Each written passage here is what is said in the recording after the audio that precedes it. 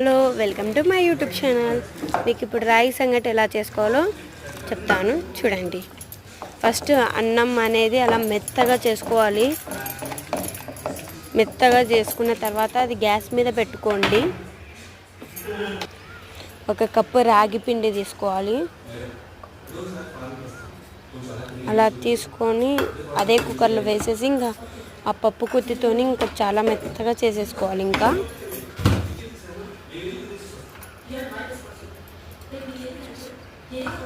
Water add చేసుకోవాలి. మనకి రాగి సంగటిలా కావాలంటే మనం వాటర్ యాడ్ చేసుకుంటే ఇంకా దాన్ని గట్టిగా తిప్పేయాలి.